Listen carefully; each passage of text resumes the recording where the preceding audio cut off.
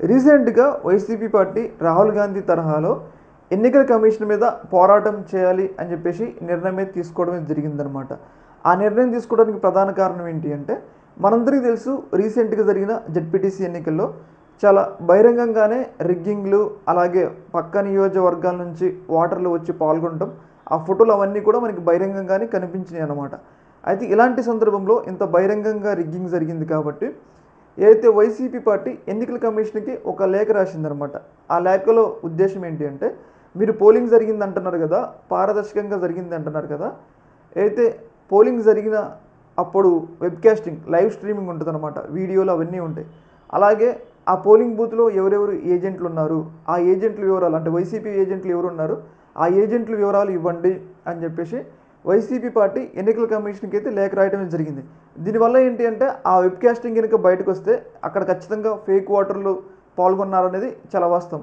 ఇలాంటి సందర్భంలో ఖచ్చితంగా ఈ ఆధారాలు తీసుకొని ఏదైతే హైకోర్టులో కానీ సుప్రీంకోర్టులో కానీ న్యాయ పోరాటం చేయాలి అని చెప్పేసి నిర్ణయమే తీసుకోవడం జరిగింది. ఇలా న్యాయ పోరాటం చేయడం వల్ల ఏదైతే రాష్ట్ర ఎన్నికల కమిషన్ ఎక్స్పోజ్ చేయడంతో పాటు ఈ పులివెందుల ఎన్నికలను రద్దు చేయడంలో భాగంగా మళ్ళీ అక్కడ ఎన్నికలు నిర్వహించాలనడంలో భాగంగా ఈ పోరాటం చేస్తున్నారు అని చెప్పేసి మనమైతే అర్థం చేసుకోవచ్చు. ముఖ్యంగా అయితే రీసెంట్ డేస్లో మనం చూసుకున్నట్లయితే రాహుల్ గాంధీ గారి ఎన్నికల కమిషన్ చేసిన పోరాటానికి చాలా మద్దతు వచ్చింది కాబట్టి వైసీపీ పార్టీ కూడా తనకు నష్టం జరిగిందని చెప్పేసి క్లియర్గా ఆధారాలు ఉన్నాయి కాబట్టి ఈ ఆధారాలతో న్యాయ పోరాటం చేయాలని చెప్పేసి నిర్ణయం తీసుకోవడం జరిగింది. ఒక రకంగా వైసీపీ పార్టీకి చలనం వచ్చింది అని చెప్పేసి ఆ పార్టీ నేతలే మాట్లాడుకుంటున్నారు. ఎందుకు అంటే, యాక్చువల్లీ జగన్మోహన్ రెడ్డి గారు 2024 ఎన్నికల్లో అసెంబ్లీ